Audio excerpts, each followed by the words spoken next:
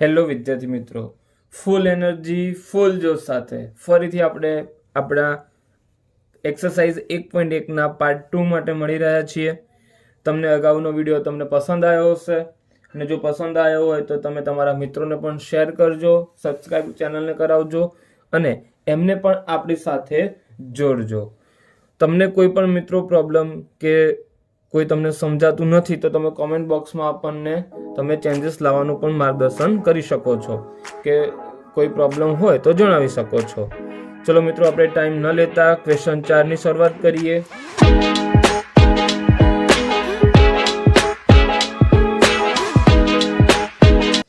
જો ગુસા 306 અને 657 બરાબર 9 આપેલ હોય તો લસા 306 657 શોધો. ગુસ્સા આપેલો છે મિત્રો, બે પૂર્ણાંકો એટલે કે સંખ્યાઓ આપેલી છે આપણને, તો આપણે એનો લસા શોધવાનો છે. તો મિત્રો આપણે શાનો ઉપયોગ કરશું? અહીંયા આપણે સૂત્રનો મિત્રો આપણે ઉપયોગ કરશું. શું સૂત્ર હતું આપણે તો વાત કરીએ અહીંયા આન્સર. તો પહેલા આપણે સૂત્ર લખશું. શું હતું કે ગુસા એ બી ગુણ્યા લસા એ બી બરાબર a ગુણ્યા બી, બે પૂર્ણાંકોનો ગુણાકાર. હવે મિત્રો આપણે એની અંદર કિંમત મૂકીએ કે ગુસા આપણને આપી દીધો છે 9, લસા કોનો 306 657 બરાબર a એટલે પ્રથમ સંખ્યા એટલે 306 ગુણ્યા બી એટલે 657. આ લખવાનું નથી, આ મિત્રો તમને સમજાવવા માટે જ લખું છું, એટલે તમારે એક્ઝામમાં લખવાનું નથી. તો આપણે લસા 306 657 બરાબર 306 ગુણ્યા 657. આ 9 ગુણાકારમાં હતા, ક્યાં જતા રહેશે? ભાગાકારમાં. હવે પહેલી જ સંખ્યા જુઓ, 6 અને 3 9 છે એટલે આપણે એને શું કરી શકશું? 9 વડે ભાગી શકશું. તો સીધો આપણે શું મિત્રો કરી દઈએ? ભાગાકાર કરી દઈએ. 306 ભાગ્યા 9, 9 એકા 9, 9 દુ 18, 9 તરી 27, 3 ઉપર ત્યાં 6, 9 ચોક 36. કેટલો ઉડશે મિત્રો? 34 આવશે. એટલે કે 34 ગુણ્યા 657. ચલો હવે ગુણાકાર પણ કરી દઈએ. 657 ગુણ્યા 34, બે અંક છે, એકમ દશક ને 0, 7 તરી 21 નો એકડો વધી પડી 2, 3 50 15 ને 2 17 વધી પડી 1, 6 તરી 18 ને 19, 7 ચોક 28 વધી પડી 2, 5 ચોક 20 ને 2 22 વધી પડી 2, 6 ચોક 24 25 અને 26, 8 3 6 6 12 ને 13, 9 ને 10 ને 12 વધી પડી 1. કેટલો જવાબ આવ્યો? 22,338. તમારો શું આવશે મિત્રો? લસા તમને મળશે. હવે મિત્રો તમને અહીંયા રકમ દેખાતી હશે, સ્ટાર કરીને દર્શાવ્યું છે. હવે આપણે અગાઉનો જે દાખલો ગણ્યો મિત્રો એવી જ રીતે આ ગણવાનો છે, પણ આ ચોપડીનો આપણે દાખલો છે નહીં. તો તમે પહેલાં રકમ લખી દો અને રકમ લખ્યા પછી જાતે ગણવાનો પ્રયત્ન કરો. જો તમે જાતે ગણો છો તો પછી તમે એનો જવાબ પણ ચેક કરી લેજો કે સાચો છે કે ખોટો, અને જો ખોટો જણાય તો તમે અંદર ચેક પણ કરી શકો છો. હું તમને બતાવું છું ગણીને. હવે જો મિત્રો તમને કોઈ પણ પ્રોબ્લેમ હોય તો તમે મારા વોટ્સઅપ માધ્યમ સાથે પણ મારી સાથે જોડાઈ શકો છો. ચલો હવે શરૂઆત કરીએ કે બે સંખ્યાઓનો ગુસા 145 અને લસા 2175 છે. જો તે પૈકીની એક સંખ્યા 725 હોય તો બીજી સંખ્યા શોધો. એક સંખ્યા એટલે મિત્રો આ આપણું શું બની ગયું? એ. આ એક સંખ્યા એટલે આપણે શું બની ગયું? એ. અને બીજી સંખ્યા એટલે બી આપણે શું કરવાના છે? શોધવાના છે. તો આપણે સૂત્ર લખશું પહેલા કે ગુસા એ બી ગુણ્યા લસા એ બી બરાબર a ગુણ્યા બી. ગુસ્સા તમને કેટલો આપેલો હતો મિત્રો? 145. લસા કેટલો આપેલો છે? 2175 બરાબર એ એટલે 725 ગુણ્યા બી આપણે શું કરવાના છે? શોધવાના છે. 725 ગુણાકારમાં છે, બરાબરની આ બાજુ લાવશું એટલે ક્યાં જતા રહેશે મિત્રો? ભાગાકારમાં. એટલે 145 ગુણ્યા 2175 ભાગ્યા 725 બરાબર બી. હવે તમે જોઈ શકો છો અહીંયા પણ 5 છે, અહીંયા પણ 5 છે અને અહીંયા પણ 5 છે. તો પહેલાં તમારે 5 વડે સંખ્યાને શું કરી દેવાની? ભાગી દેવાની. પહેલાં નીચેની સંખ્યાના ભાગ પાડવાના. તો અહીંયા તમે ભાગશો તો મિત્રો કેટલા આવશે? 145 ગુણ્યા 5. હજુ મિત્રો તમે ઉપર ભાગ્યા હો તો તમે અહીંયા ડાયરેક્ટ 5 વડે ભાગો તો આપણને ભાગ પાડવામાં થોડીક મુશ્કેલી પડે, પરંતુ અહીંયા જો તમે નીચેથી ભાગ્યા છો એટલે સીધું શું થશે? 145 કટ થઈ જશે. હજી અહીંયા એકમનો 5 છે એટલે અમને એને 5 વડે ભાગી શકશું. કેટલા આવશે? 435 ગુણ્યા 5 એટલે કે 5 શું થઈ જશે? ઉડી જશે મિત્રો. એટલે આપણું બી બરાબર વધ્યું 435, જે આપણું શું છે? જવાબ. તો મિત્રો સાદુરૂપ આપવામાં ધ્યાન રાખજો. જે હું સાદુરૂપમાં નાની નાની વાત કહું છું એ ખૂબ જ ખાસ પૂર્વક ધ્યાન આપજો. હજી આપણે એક દાખલાની પ્રેક્ટિસ માટે તમને રકમ લખું છું, એ તમારે જાતે ગણવાનો રહેશે. અને ના સમજાય તો ફરીથી વોટ્સઅપ માધ્યમ સાથે તમે મારી સાથે જોડાઈ શકો છો અને એનો જવાબ પણ તમને ત્યાં મળી જશે. અહીંયા મિત્રો મેં તમને એક એક્સ્ટ્રા દાખલો આપ્યો છે, જેમાં લખ્યું છે કે બે સંખ્યાઓનો ગુસા 15 અને લસા 10,605 છે. તો તે પૈકીની એક સંખ્યા 105 હોય તો બીજી સંખ્યા શોધો. એટલે પ્રથમ સંખ્યા એટલે આપણું એ અને બીજી સંખ્યા એટલે બી. બી આપણે શોધવાના છે અને એનું તમે જ્યારે ગણતરી કરશો એટલે તમારો જવાબ આવશે 1515. એટલે કે 15 તમારો જવાબ આવવો જોઈએ. જો મિત્રો તમારો જવાબ આવતો નથી તો ફરીથી તમને કહું છું મિત્રો, આ દાખલો તમે મારા વોટ્સઅપ માધ્યમ સાથે પણ જોડાઈને ગણી શકો છો, સમજી શકો છો. આપણો પ્રયત્ન મિત્રો માર્ક્સ લાવવાનો અને ઊંચા ટાર્ગેટ સાથેનો રહેશે. ચલો મિત્રો આગળ વધીએ. હવે આપણે આગળ વાત કરીએ તો મિત્રો દાખલા નંબર 5. કોઈ પ્રાકૃતિક સંખ્યા n માટે 6ની n નો અંતિમ અંક 0 થાય કે નહીં તે ચકાસો. હવે આપણે ચકાસવાનું છે કે એનો એકમનો અંક 0 થશે કે નહીં. તો એના પહેલા આપણે સમજીએ. હવે મિત્રો સમજતા જો કોઈ પણ સંખ્યાનો અંક 0 હોય તો માની લો કે 10 છે, 20 છે, 30 છે. એનો એકમનો અંક શું છે મિત્રો? 0 છે. તો 10ના ભાગ પાડો, 5 દુ 10. 20ના ભાગ પાડો, 5 દુ 10 દુ 20. 30ના ભાગ પાડો, 5 દુ 10 તરી 30. તો તમે દરેકની અંદર જોશો તો શું આવશે? 5 અને 2, 5 અને 2, 5 અને 2. એટલે કે એકમનો અંક 0 હોવા માટે 5 અને 2 અવયવ આવશ્યક છે. તો એકમનો અંક 0 ક્યારે હશે? કે જે સંખ્યામાં એના અવયવની અંદર 2 અને 5 આવતા હશે તો એનો એકમનો અંક શું હશે મિત્રો? 0 થશે. તો મિત્રો આપણે હવે વાત કરીએ, આન્સર લખશું. પહેલાં એ વાક્ય લખવું પડશે મિત્રો કે જો કોઈ સંખ્યાનો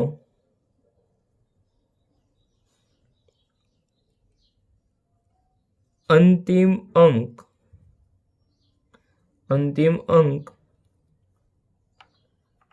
0 હોય તો તે સંખ્યા 2 અને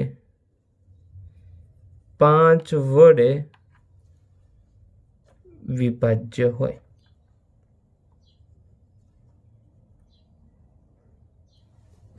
તે સંખ્યા 2 અને 5 વડે શું હોય? વિભાજ્ય હોય. માટે 6ની n ઘાત. હવે એના ભાગ પાડો મિત્રો. 6ના શું ભાગ પડશે? 2 તરી 6 અને એની n ઘાત. અહીં 6ની n એ 2 અને 3 વડે શું છે? વિભાજ્ય થાય.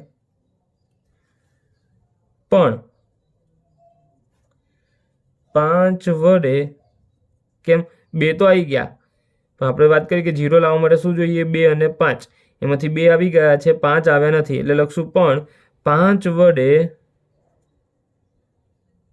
વિભાજ્ય નથી. 6 ની n ઘાત જે છે મિત્રો એ 2 અને 3 વડે વિભાજ્ય છે. હવે અંતિમ અંક 0 લાવવો હોય તો 2 અને 5 જોઈએ, તો 2 તો છે, શું નથી? 5 નથી, એટલે લખશું પણ 5 વડે વિભાજ્ય નથી. આમ આપણો પ્રશ્ન કોઈક પ્રાકૃતિક સંખ્યા n માટે 6 ની n ઘાત નો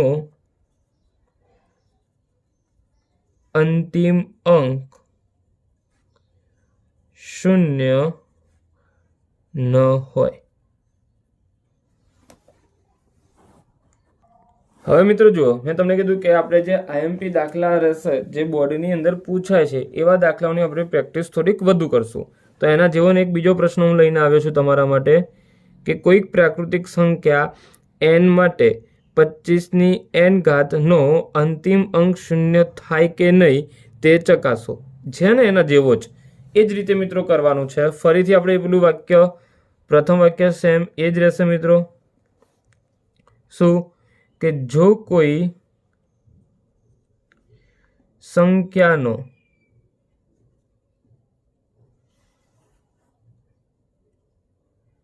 અંતિમ અંક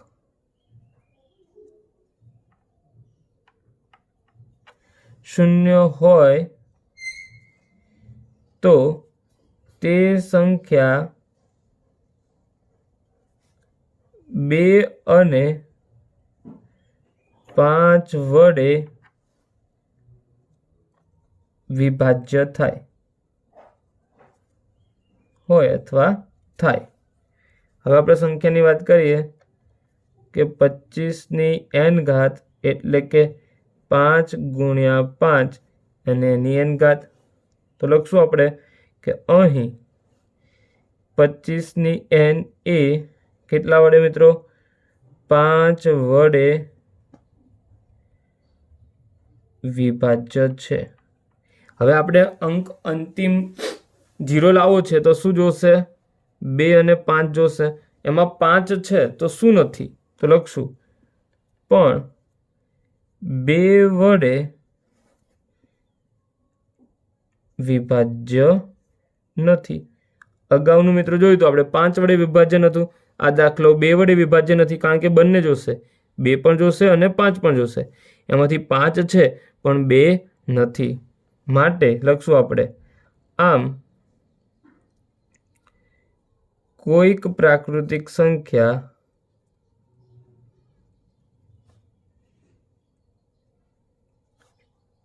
n માટે 25 ની n ઘાત નો અંતિમ અંક 0 ન હોય.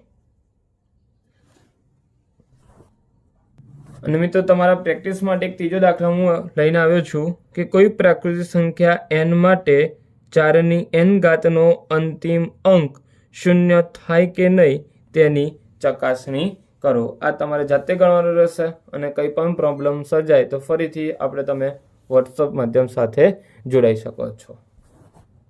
મિત્રો ક્વેશ્ચન 6 ની વાત કરીએ. સમજાવો કે 7 ગુણ્યા 11 ગુણ્યા 13 વત્તા 13 અને 7 ગુણ્યા 6 ગુણ્યા 5 ગુણ્યા 4 ગુણ્યા 3 ગુણ્યા 2 ગુણ્યા 1 વત્તા 5 એ શા માટે વિભાજ્ય સંખ્યાઓ છે? હવે એ સમજવું છે તો પહેલા વિભાજ્ય સંખ્યા વિશે સમજશું આપણે. તો વાત કરીએ મિત્રો, માની લો કે 18, 24, 10 આ બધી સંખ્યાના ભાગ પાડો. 18 એટલે શું થશે? 2 ગુણ્યા 3 ગુણ્યા 3, 24 છે, 2 દુ 4 દુ 8 તરી 24 અને 10 છે તો 2 પંચા 10. 2 ગુણ્યા 3 ની 2 ઘાત, 2 ની 2 ઘાત ગુણ્યા 3 ની 2 ઘાત, સોરી 2 ની 3 ઘાત ગુણ્યા 3 ની 2 ઘાત અને 2 ગુણ્યા 5. અહીંયા તમે જોઈ શકો છો કે જે વિભાજ્ય સંખ્યા છે એ હંમેશા એમના અવિભાજ્યને ગુણાકાર સ્વરૂપે આપણે દર્શાવીએ અને એમનો જ્યારે ગુણાકાર કરીએ છીએ ત્યારે હંમેશા આપણને કેવી સંખ્યા મળશે? વિભાજ્ય સંખ્યા જ મળે. અવિભાજ્ય સંખ્યાઓનો, ફરીથી મિત્રો, અવિભાજ્ય સંખ્યાઓનો ગુણાકાર કરતા હંમેશા આપણને જે સંખ્યા મળશે એ કેવી સંખ્યા મળશે? વિભાજ્ય સંખ્યા જ મળશે. એ કોઈ પણ હોય, તમે લઈ લો કે જે અવિભાજ્ય સંખ્યા છે એનો ગુણાકાર તમને વિભાજ્ય સંખ્યા મળે.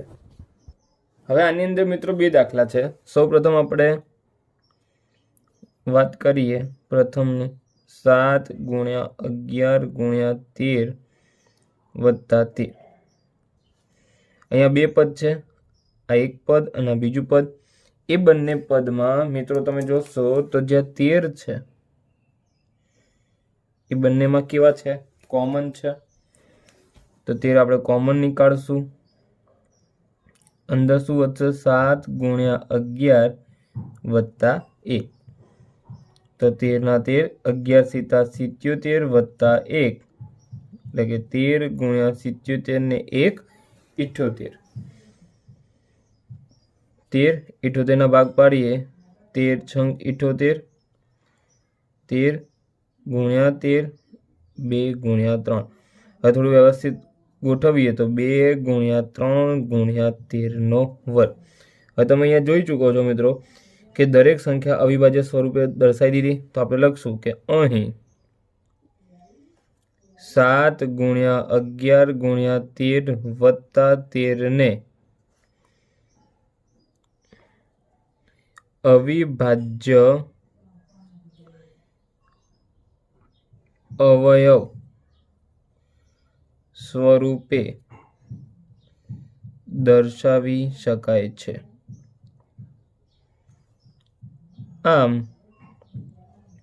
7 ગુણ્યા 11 ગુણ્યા 13, આમ 7 ગુણ્યા 11 ગુણ્યા 13 વત્તા 13 ને શું કહેશું મિત્રો? વિભાજ્ય સંખ્યા કહેવાય.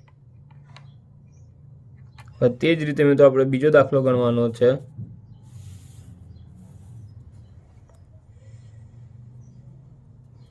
7 ગુણ્યા 6 ગુણ્યા 5 ગુણ્યા 4 ગુણ્યા 3 ગુણ્યા 2 ગુણ્યા 1 વત્તા 5. હવે તમે જોઈ ચૂકો છો મિત્રો કે અહીંયા પણ 5 છે, અહીંયા પણ 5 છે. કારણ કે મિત્રો આ એક આખું પદ કહેવાય અને આ બીજું પદ કહેવાય. તો 2 પદમાં 5 કેવા છે? કોમન છે. તો 5 ને આપણે બહાર લઈ લેશું. તો અંદર વધશે 7 ગુણ્યા 6 ગુણ્યા 4 ગુણ્યા 3 ગુણ્યા 2 ગુણ્યા 1 વત્તા 1. 5 ના 5, 7 છંગ 42, 42 ગુણ્યા 4 કરશું અને એના ગુણ્યા 3 ને એના ગુણ્યા 2.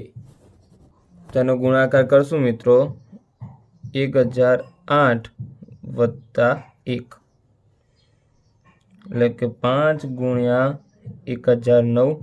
હવે મિત્રો અમુક 1009 ને આપણે હવે ભાગ પાડવા જઈએ તો ભાગ પડશે નહીં. કેમ ભાગ નથી પડતા? એનો મતલબ કે એ સંખ્યા કેવી હશે મિત્રો?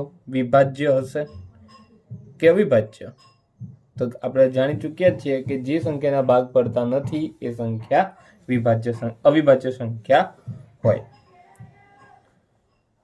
હવે તો સર ખબર કેવી રીતે પડે કે આ અવિભાજ્ય છે? તો આવી મોટી રકમ હશે ને તો મિત્રો આપણને થોડો ખ્યાલ આવી જશે કે અમુક એવી જ સંખ્યાઓ આપશે જે તમારી રિપીટેશનમાં આવતી હોય, તો એ તમારે યાદ રાખવી પડશે. બીજો કોઈ ઓપ્શન છે નહીં.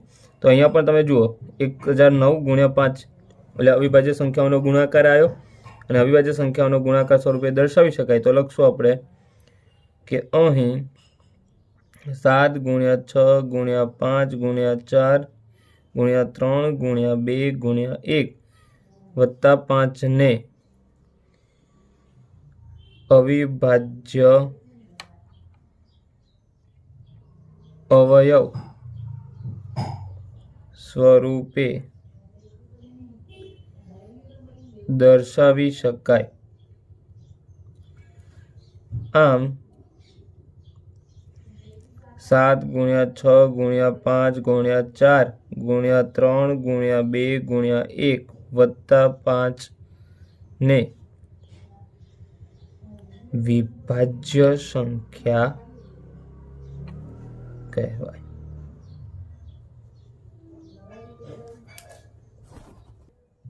હવે મિત્રો આ સ્વાધ્યાયનો છેલ્લો દાખલો કે એક રમતના મેદાનમાં વર્તુળાકાર માર્ગ છે. સોનિયાએ, પહેલું નામ છે સોનિયા, સોનિયાએ તેનું એક પરિભ્રમણ પૂર્ણ કરતા કેટલી મિનિટ લીધી મિત્રો? 18 મિનિટ લાગે છે. જ્યારે બીજું વ્યક્તિ છે રવિ, તેનું એક પરિભ્રમણ પૂર્ણ કરતા 12 મિનિટ લાગે છે. ધારો કે બંને એક જ સમયે, એક જ બિંદુએ અને એક જ દિશામાં પરિભ્રમણ કરવાનું પ્રારંભ કરે છે, તો કેટલી મિનિટ બાદ ફરી પ્રારંભ બિંદુ પર ભેગા થાય? તો મિત્રો પહેલા ડિટેલ લખી દઈએ, પછી સમજીએ.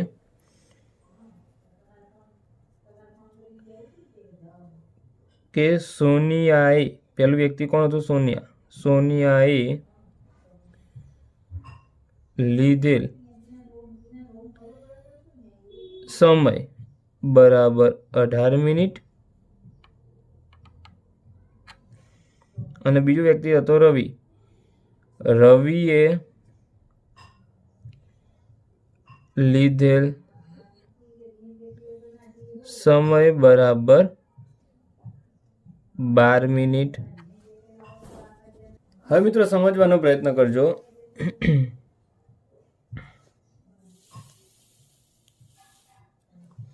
કે એક આ વર્તુળાકાર પથ છે, બંને અહીંથી શરૂઆત કરે છે. એને લાગે છે 18 મિનિટ અને બીને લાગે છે 12 મિનિટ. એનો મતલબ કે 18 મિનિટ સમય લે છે, તો આનો સમય વધારે લે તો આ કેવું ફર, એની ઝડપ કેવી હશે? ઓછી. આની ઝડપ કેવી હશે? વધારે. જ્યારે એ સોનિયા ચાલુ કરે છે ત્યારે એ 18 મિનિટનો સમય લેશે. એની પહેલા રવિ 12 મિનિટની અંદર એ ચક્કર શું કરી દેશે? પૂરું કરી દેશે. એનો મતલબ કે એ બંને ભેગા થવા માટે જ્યારે રવિ એના 5 ચક્કર માની લો કે પૂરા કરે, ત્યારે સોનિયા 3 ચક્કર જેવા પૂરા થશે. અનુમાન કરીશું મિત્રો, આ ચોક્કસ માપ છે નહીં, આપણે માની લે, કારણ કે રવિની ઝડપ વધારે છે, સમય ઓછો લે છે, એટલે 5 ચક્કર મારી શકતો હોય ત્યારે સોનિયા 3 ચક્કર પૂરા કરે એવું આપણે માની લઈએ.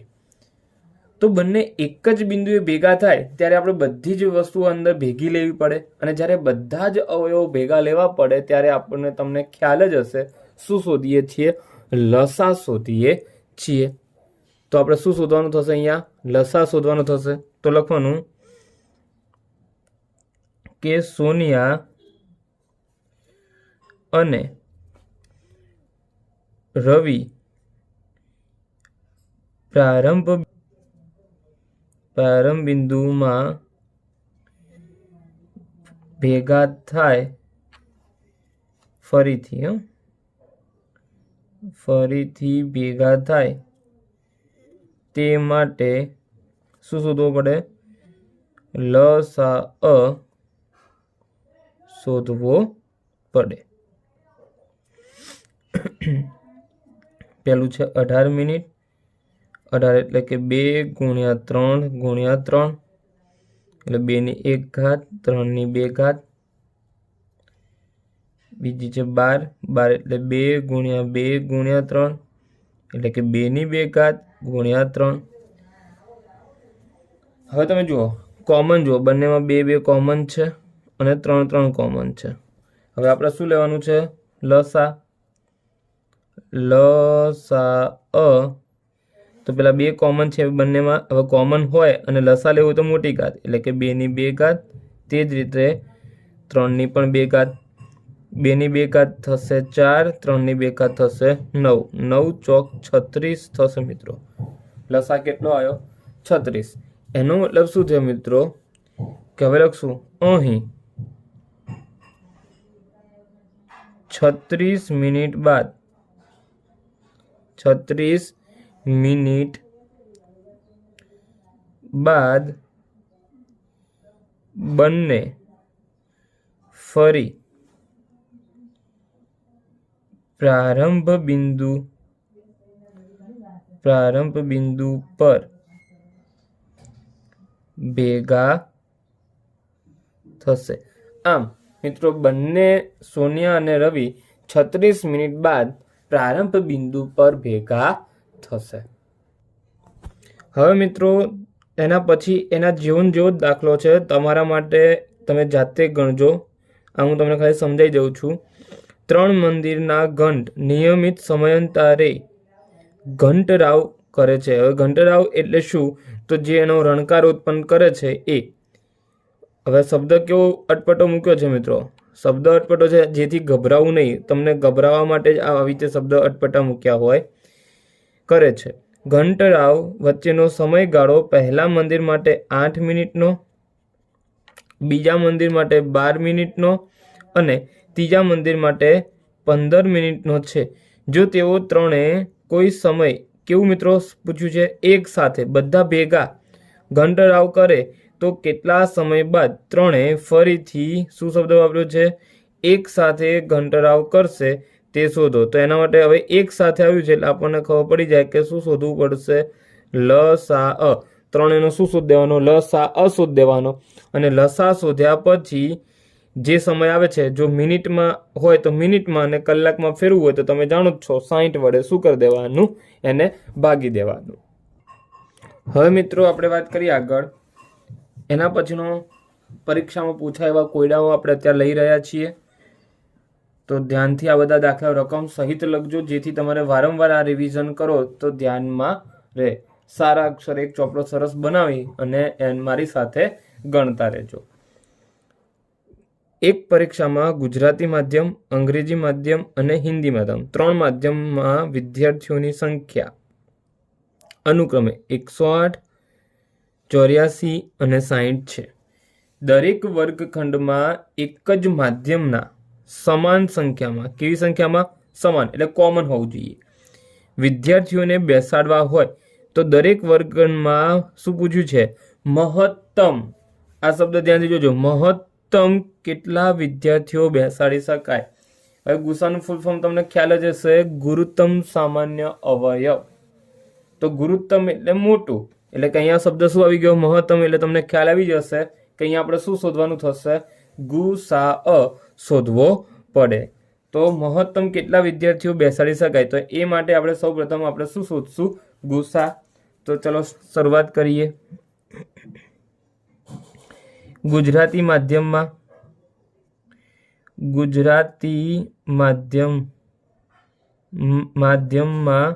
વિદ્યાર્થીઓ.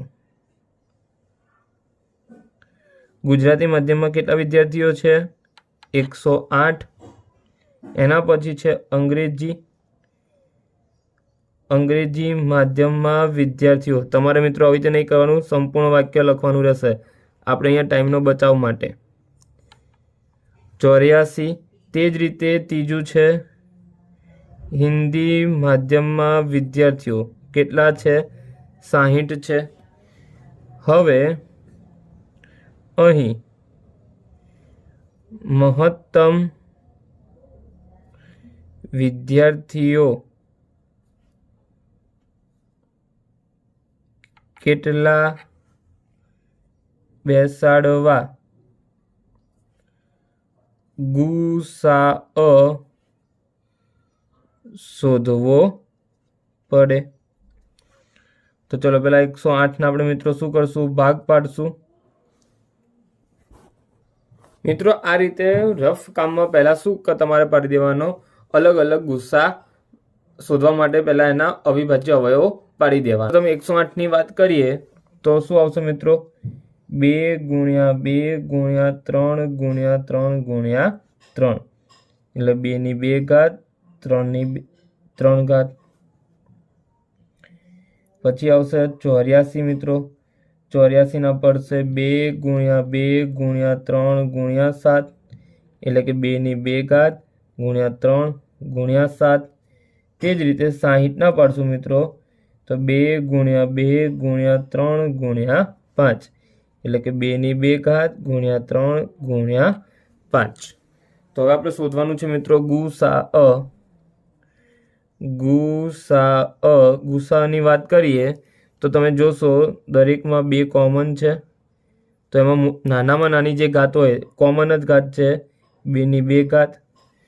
પછી જુઓ તમે 3 અહીંયા છે, 3 અહીંયા છે અને 3 અહીંયા છે, તો 3 ની નાનામાં નાની ઘાત છે 3 ની 1 ઘાત, એટલે કે 2 નો વર્ગ 4 ગુણ્યા 3 કેટલું આવશે મિત્રો? 12. તો આપણો ગુસ્સા 12 આવ્યો, તો આપણે લખશું કે અહીં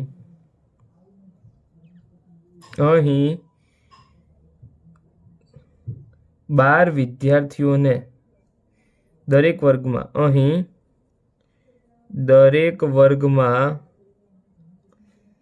12 વિદ્યાર્થીઓ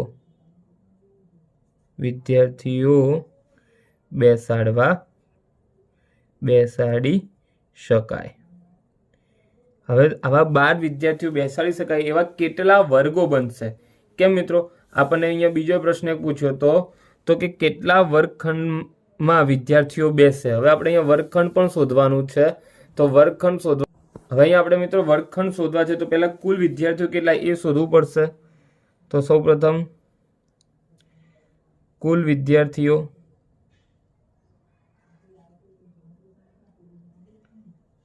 (108 + 84 + 60) સરવાળો કરી દઈએ. 108, 84 અને 60. 8 ને 6 14 ને 15, કેટલું આવશે મિત્રો? 252 વિદ્યાર્થીઓ. તો કુલ વિદ્યાર્થીઓ કેટલા છે? 252 વિદ્યાર્થીઓ છે. હવે કેટલા વર્ગખંડ થશે? તો લખશું આપણે વર્ગખંડની સંખ્યા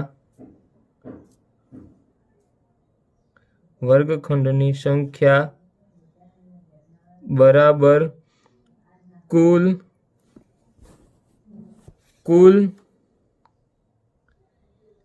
વિદ્યાર્થીઓની સંખ્યા ભાગ્યા એક વર્ગખંડમાં વિદ્યાર્થીઓ. કુલ વિદ્યાર્થીઓ કેટલા છે? 252. એક વર્ગખંડમાં આપણે શોધ્યા, એક વર્ગખંડમાં કેટલા વિદ્યાર્થીઓ છે? 12. હવે 252 ભાગ્યા શું કરી દેવાના મિત્રો?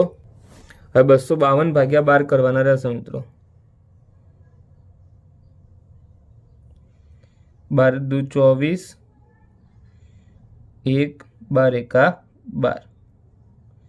કેટલા આયા મિત્રો? 21 વર્ગખંડ બનાવવા પડે.